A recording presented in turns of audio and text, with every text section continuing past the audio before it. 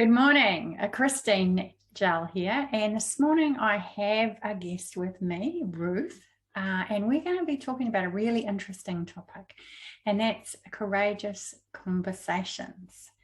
And the topic is a great one, I think, for business leaders, for parents, for anyone who is having a conversation that is maybe a little bit tough and has been circling around for a while potentially. So let's have a conversation about some tips and some ideas and suggestions that we both have for those kind of conversations. So Ruth, I'd love to hear a little bit more about you and a little bit about your thoughts on this topic. Well, first of all, thank you for inviting me along. As you say, it's a courageous conversation we kind of had to have to join and connect, as it were, which is awesome. So my name is Ruth Taylor, and I'm originally from the UK. Came over to New Zealand when my children were toddlers. They are now teenagers, and I kind of work now as a parenting guide and a grassroots mediator, trying to work with people to improve those relationships with their family and have, as you say, those conversations which can sometimes be a little bit tricky.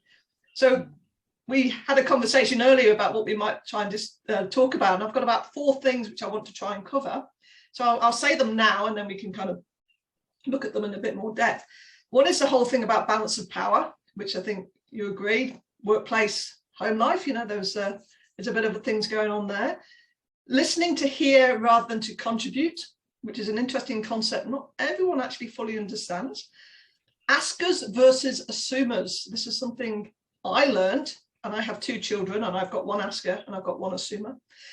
And the wall ball technique, which is a way of dealing with those questions and those conversations which are just fired at you, and at that moment in time you're not quite sure how to respond. So that's what I'd like to maybe have a discussion about, and obviously anything else that you identify, Christine, which you think we can add to that. That's awesome. Yeah, great. I'm going to pick up on your last point about responding in the moment, because sometimes that's the kind of conversation where we get challenged to actually, in the moment when something happens, yep. We are challenged about how we respond. And it's catching that moment and taking a pause, a big breath, and thinking about, what do I really want here? I know that's hard to catch that moment, but asking myself, what do I really want? As opposed to what's just happened, what do I really want? Why do I want that? And whom do I want it from? Because often I think we are expecting something from somebody else when it's actually us that needs to take a step back and get clarity about where to from here. So tell me what you reckon, Ruth. So, I mean, they call it apparently the tactical pause in the army or in the armed forces. It's giving yourself that small amount of time to allow all those emotions and those hormones which kind of suddenly flood you, panic, what now, anger, disappointment, whatever it might be, in response to what's been said to you or what you've witnessed, and allowing that to kind of die down. So that count of 10, which most parents have heard of, actually does work, just to allow you to re-engage that element of logic into the situation you're trying to deal with. So I would call it like that, rein in the response. Because the first thing you want to do is, what are you telling me? Where's this come from? Why didn't you listen to me earlier? I told you this before so many times. And I guess it's that difference between, in more of that kind of management style, of leaping in and doing it for people and actually taking a step back and going, which part of the process have they not fully understood? And children are very process oriented. And we sometimes forget as adults that actually we understand that if you go and feed the dog, you go and get some biscuits, you put it in a bowl, give it the dog, it eats. It's pretty much the same when you're feeding a cat. But as far as the child is concerned, a cat's a different animal. So when you say, can you feed the cat? Actually, the food's kept in a different place. And actually, the size of the cup is slightly different. And maybe the bowl is in a different position. There's lots of subtle differences which we don't always recognise. And that does go into that workplace where you've got someone new in role. they don't always know how we've always done it around here. So yeah, trying to rein in that response, taking that couple of breaths to, as you say, assess all the information about the situation. And if you just don't know, then we can talk about the wall ball technique, be that wall, just bounce back what you've heard. So what you're telling me is, or am I hearing you right when you say, and that way you don't actually have to say anything at all. And you're buying yourself that time to allow your brain to try and process what's going on in the background. Yeah, I love what you're saying there with the ball. I think it is a bit of time to think a thing through, thinks through, and recognize that our thoughts and somebody else's thoughts are very different things. Their feelings are coming from their thoughts, and their actions are coming from those thoughts and then their feelings, which creates the result. So you're watching their actions and thinking something, feeling something, and ready to act, but they're very different streams of activity.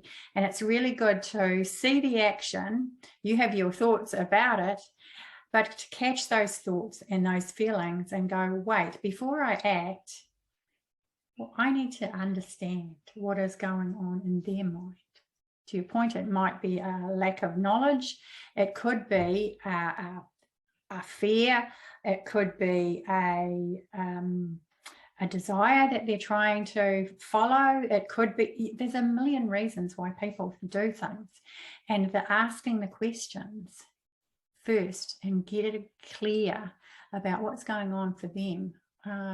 What's happening here? What is the situation? Again, what do I want to have happen? Why? And whom do I want to have do what? Because sometimes we're trying to control other people's actions, and they come from their thoughts and their feelings, and they're not ours to control. Yeah. I mean, one of the drivers we have is we want to try and solve problems. We're very good problem solvers. Yes. But we want to make things better. So if there's emotions involved, it can be really hard, especially for parents, to take that kind of back step. And if there's productivity or, a deadline which is going to be missed, then obviously it's quite hard to overlook that as well if you're in the business scenario. But as you say, everybody has their own story, and every day it's different. Because you never know exactly what's happened before they've walked through that door in the office in the morning, or what's just happened before they picked up that phone. And we make a lot of assumptions about how someone's going to act or react to what the situation because of our past experience. And as you say, we all have such unique past experience, it's really hard to judge what that is.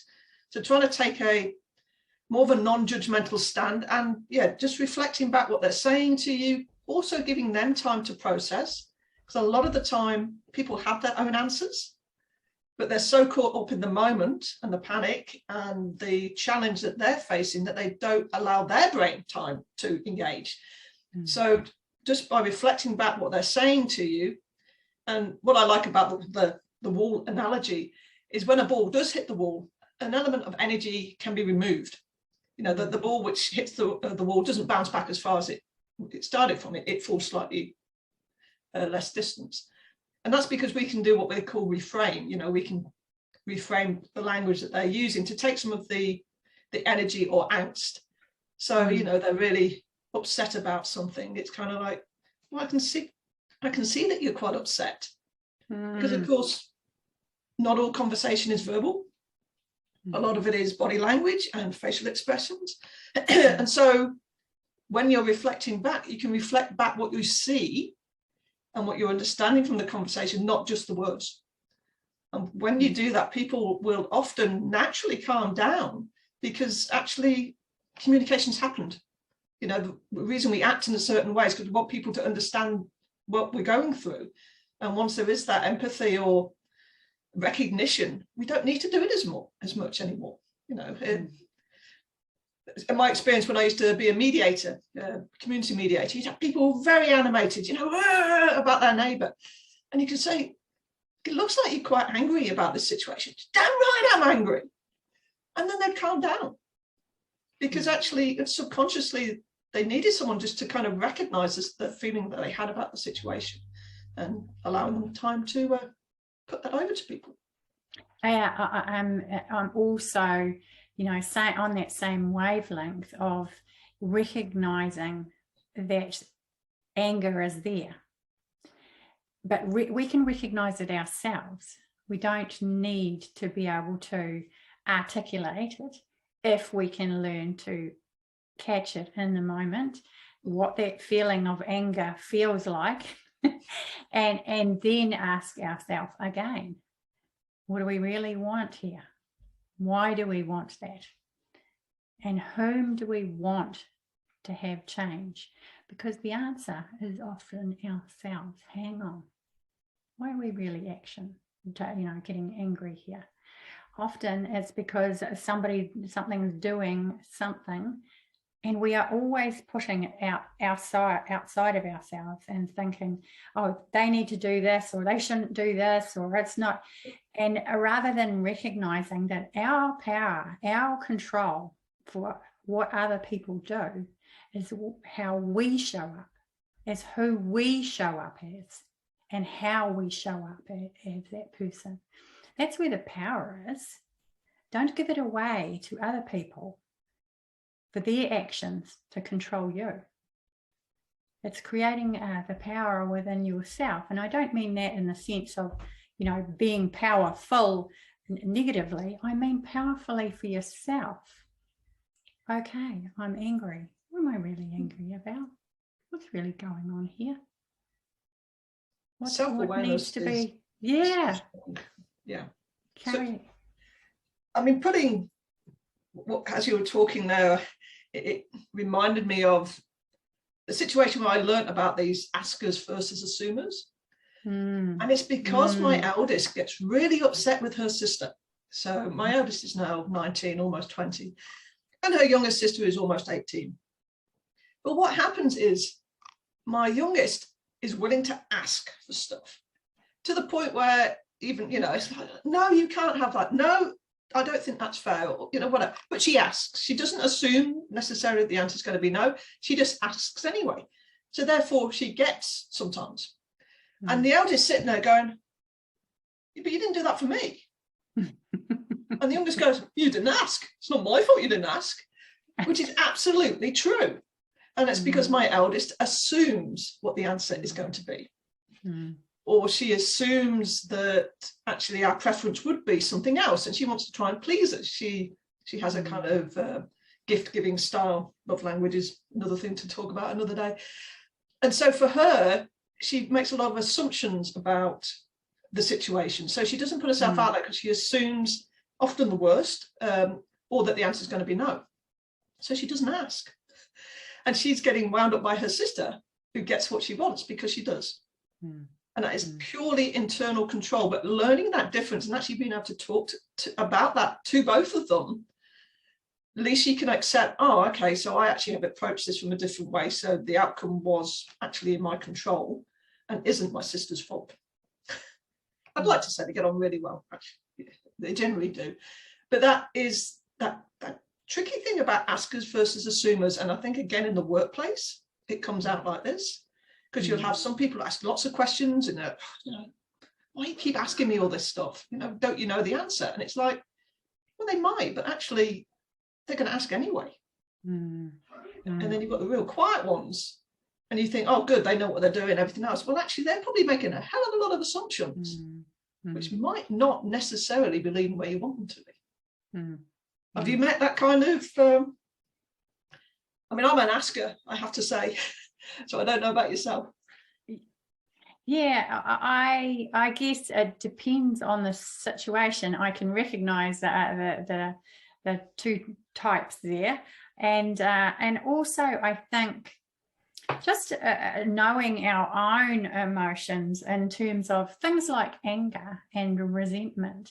I often think that we either do get angry quite often, or we hardly ever show anger.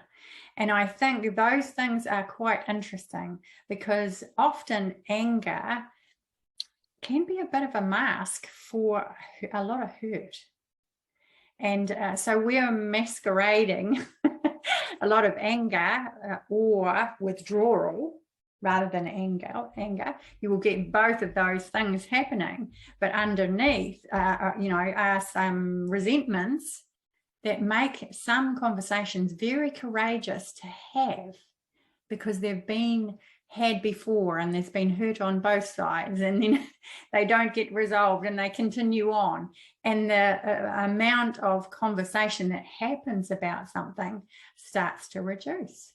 I can recognize this from my own recognition, relationships, and also other people that I've worked with, where the conversations haven't gone the way we want them to go, and we're more reluctant to come back to it and try and have that courageous conversation about what's really going on underneath the surface.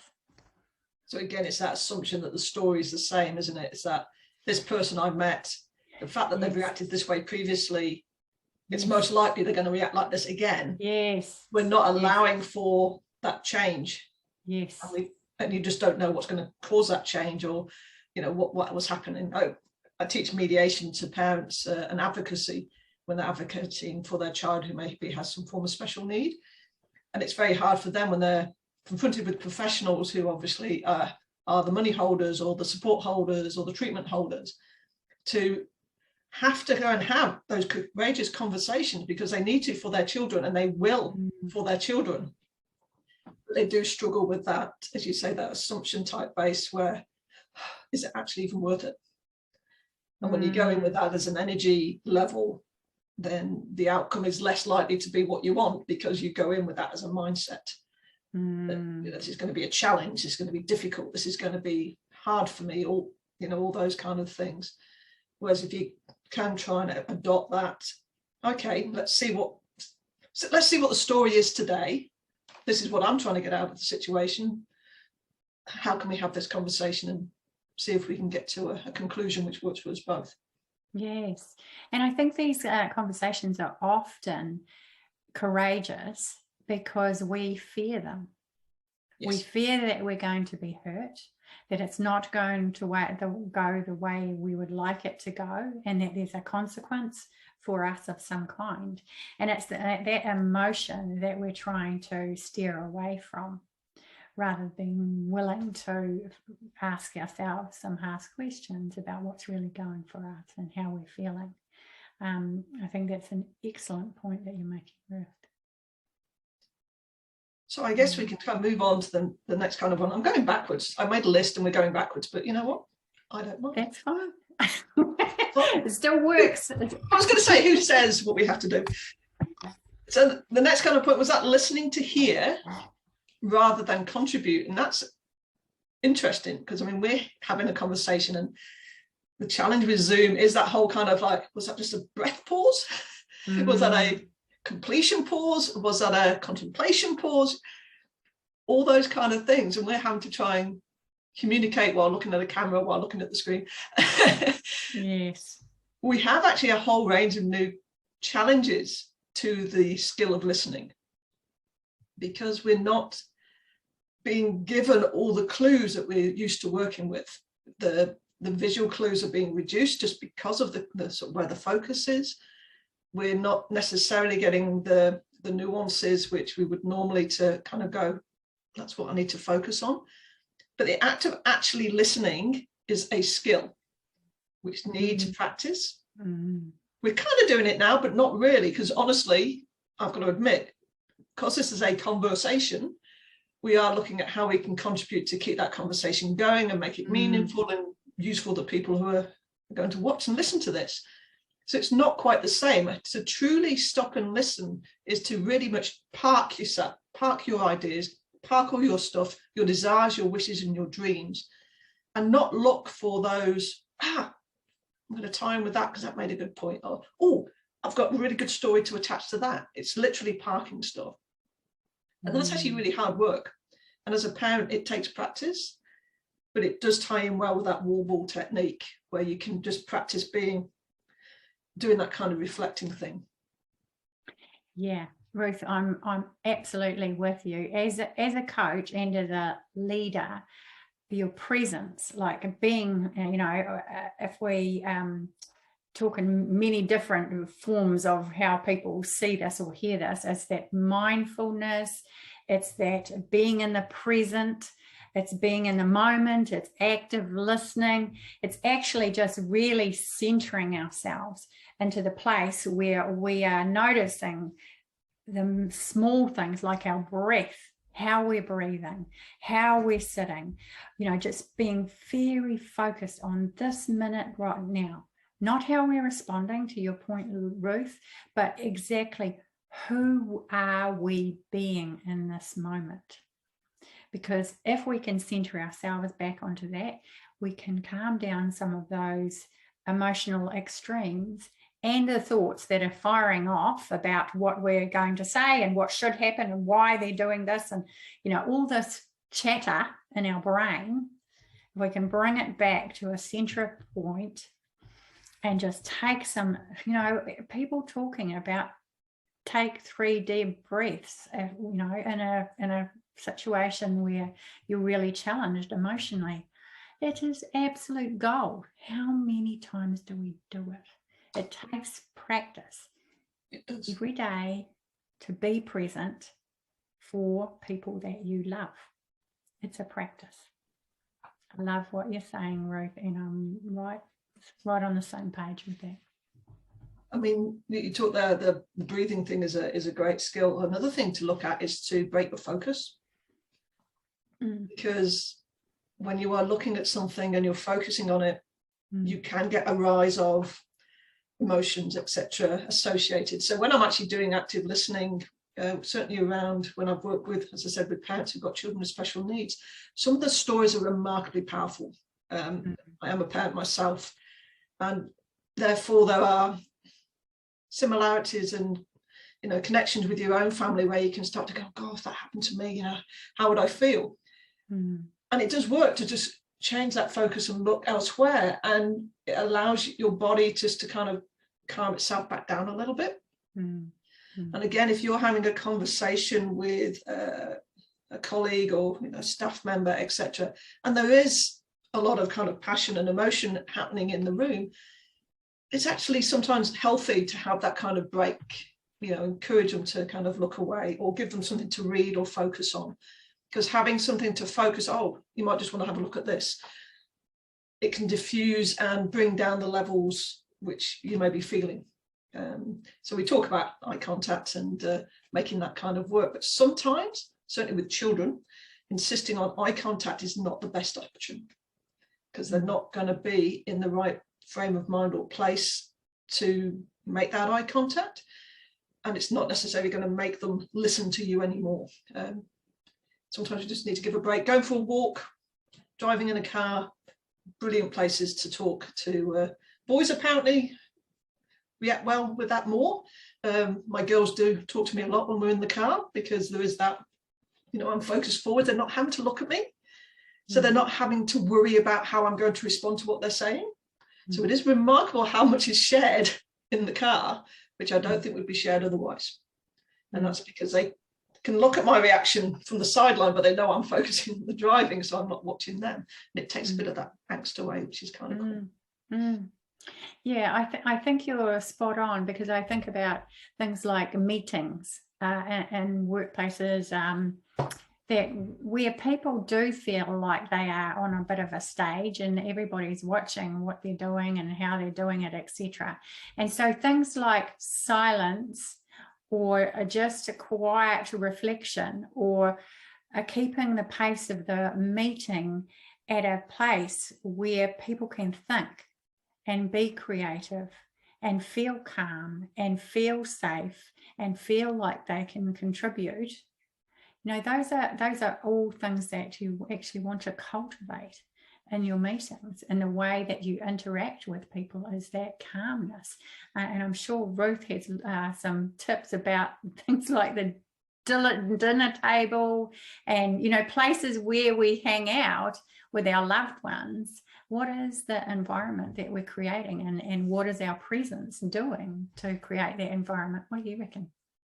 Oh, look, absolutely. I mean, it kind of starts looking now in that balance of power scenario, because sometimes we don't realize how much power we have. And I'm really strongly time oriented. Why? I don't know, a childhood thing or whatever. So if I walk into a meeting and you tell me, go and say, we haven't got much time, right, let's talk about this, I am now hyper focused on the time. I'm not focused on the conversation, because you've basically just taken an element of power away from me and said, this is how it's going to be. And I'm kind of like, oh, okay, I'm now kind of thrown. So I am if you make a kind of promise and you don't follow through, it's going to affect me. I'm not going to feel comfortable like that. You have an open door policy, but I come to see you and the door's closed in my face. You know, this is not working for me. And I think when we look at that balance of power, it actually takes a lot of trust to get people to talk. And around the dinner table, certainly for families, is a perfect place for you to practice having conversations where there isn't anything you need from anybody. We used to ask the question, tell us something which made you laugh today. Or can you tell me a situation where you found yourself smiling? If you say, how was your day? They kind of go, you don't, I can't remember. It's like it was 3 hours ago and you can't remember I don't know what lessons I did. They're boring. But if you kind of say things like, oh, tell me something which made you laugh. Oh, well, at lunchtime, we tried to make a pyramid. We all fell over. And yeah, you'll learn different things. And we've always had a kind of family meal in the evening. And it is just a nice place where people can sometimes just sit in silence for the whole meal. You know, so be it. But we would try and have those conversations. And you can get to the point where you get to the end of the meal and they say, oh, I've just remembered such and such is happening tomorrow. And it's much better to find that out about 6:30 than it is at 9 o'clock at night. Just saying. Certainly if they've got something which desperately needs doing, because you've still got time to go to the supermarket. So sometimes it takes time for our children to process, a lot longer than it takes us. Apparently, I can't really remember the figures, but it's almost 2 or 3 times longer for some children to process a question than it would for an adult. So when you ask a question and you're kind of waiting for the answer, we can find ourselves jumping in because we want to control that conversation. Whereas if we want to share the power, the balance of power, then we need to do that breathing. We need to do the count of 10, 20, 30, 40. And generally our children will respond if we give them the opportunity to. And I think it is, as you were talking earlier, about sharing that power. So if you are in a position of power, it's to realize that you've got it intrinsically, even if you don't want it, even if you feel you're not using it, you've got it just because of who you are and the position that you're in. So recognizing you've got it, you've got to be a lot more intentional about sharing it. Yes. And I think that when I think about this, you know, presence that we're talking about, or this mindfulness, or, you know, being really present with what's happening in the conversations or interactions with people around you, it is something that it's not about other people either. It's about us. And we all have this intrinsic desire to be better, to, you know, create more connection to other people, to belong more, to be great leaders, great parents, etc. It is very, you know, in us to do that. But if we can calm down, maybe we can actually see what things we're actually doing really well, things that we can build on, things in ourselves that if we just take a little more slowly, referring to Ruth's earlier point about the sense of rushing and time, if we take a bit of time for ourselves, our thinking gets clearer, our creativity gets bigger. You know, we start to think differently rather than round and round and round in circles that maybe are spiraling us down rather than up in terms of where we want to go and what we want to be doing in the future. It's all connected.